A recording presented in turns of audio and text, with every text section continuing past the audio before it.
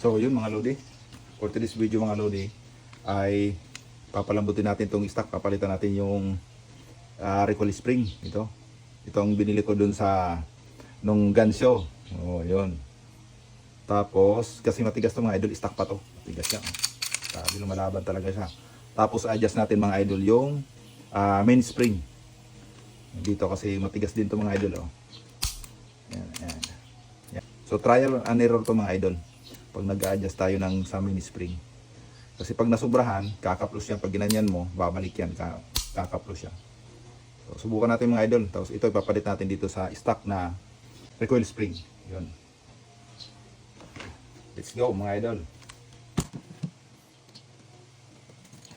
So ito yung stock.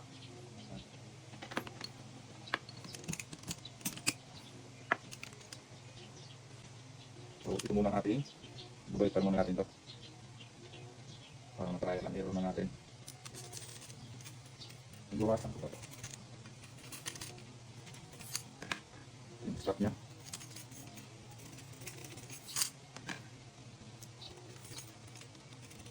Gawasan. Parehas yan bakit sapat mga idol. Kaya ito gawasan mga idol. Para parehas lang yung haba nya. Yun. Yan, pares ang haba mga idol. Ang habol ko kasi dito mga idol is yung yung lambot. Isa yung babawasan ko to na stock. So dito na lang ako sabihin dito. Para hindi sira.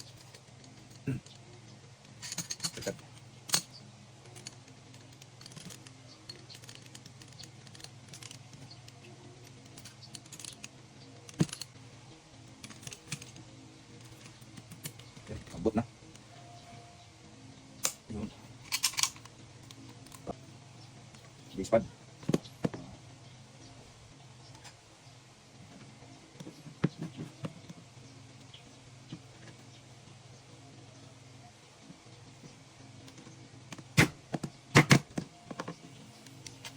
Palambutin natin mga idol para ang gusto ko mangyari mga idol. Kaya gusto ko siya palambutan is mabawasan yung recoil kasi marami sa recoil ito mga idol. So subukan naman natin yung malambot yung slide saka malambot tong kanyang hammer.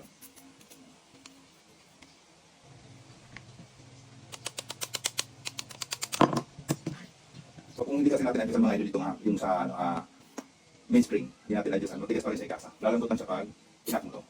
So yun kaya kailangan natin lambutan din tong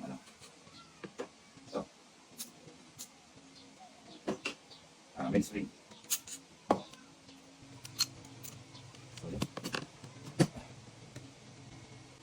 Ito yung sa safety grip. Yan. So hindi na natin ito adjust, ito na lang. Parang bumalikot siya. So ito yung sa standard niya mga idol, yung position niya.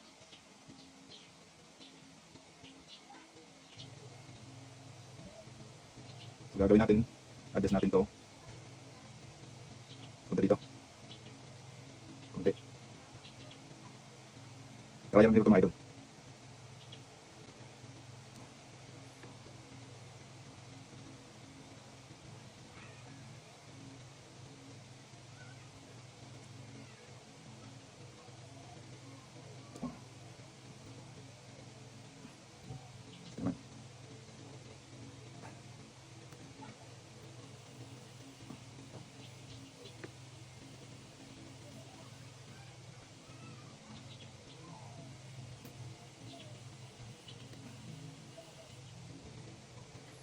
Subukan natin mga idol.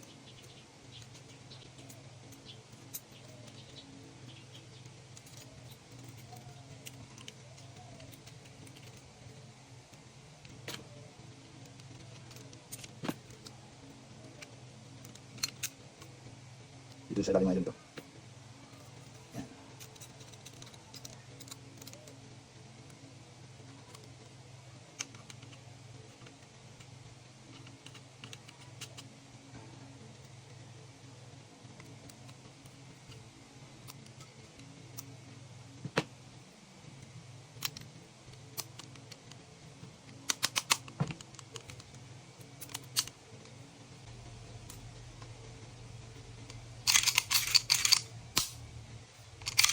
Lambot na.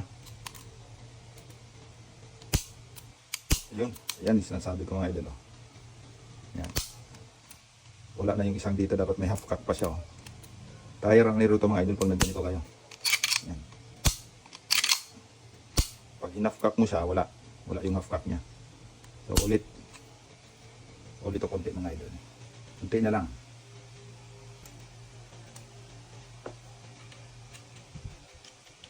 Subok ulit mga idol. Subok ulit.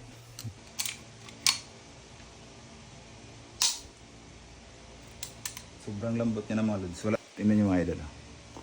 Ayun. Ayan o. Ang lambot niya na. Oh. Ayan. Kailangan ulit-ulit mo siya trial and error mga idol. Kasi wala. Ang wala nung kanina is wala tong sa gitna niyang kako. Wala yung ganyan. Nawala yan. So ang mayroon lang yung dito pinakahuli. So ngayon, yun, nakuha natin yung tamang timpla mga idol. Lambot-lambot niya na. Yan. Ang stock niya mga idol matigas. Lambot niya na. Nalaglag yung aking dami na bullet. Lambot-lambot. So yun ang pang na to, pang shooters na siya. So yun mga idol. Yung in-adjust ko nito, yung kanyang mainspring kasi dati malalim yung kanyang slack. Ngayon, mababaw na siya, malambot na, pero hindi pa ako sigurado mga idol. Ngayon pa lang natin siya itatry kung epektibo yung ating pag-adjust ng main spring. Tapos nagpalit tayo ng 12 pounds na recoil spring. So susubukan natin mga idol kung ano yung performance niya ngayon kaysa doon sa dati na stock yung ating recoil spring. So susubukan natin mga idol kung hindi siya magja-jam or hindi siya papalya yung ating gamit. So yun mga idol, subukan natin mga idol.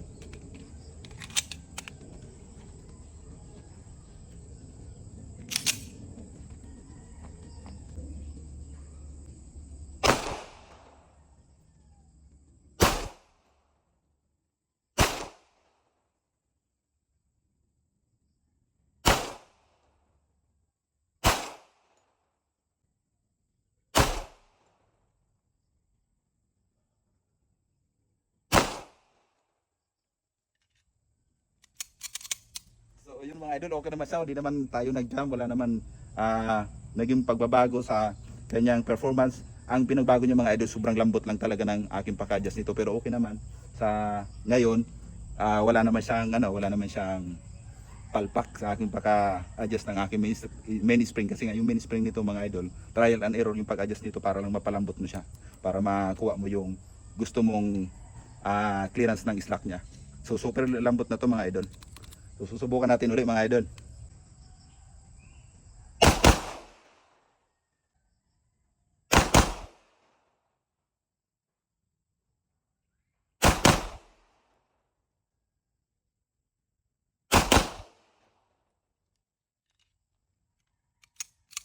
So yun mga idol, ano siya, super lambot mga idol.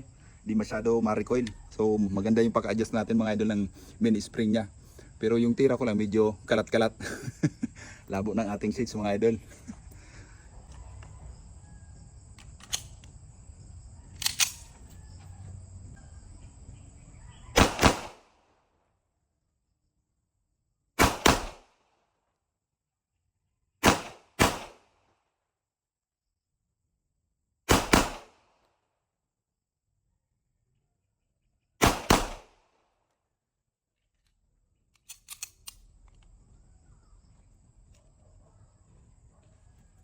So yun, hanggang dito na muna mga idol ang ating vlog. So far masaya naman yung performance niya sa kanyang trigger. Super lambot mga idol.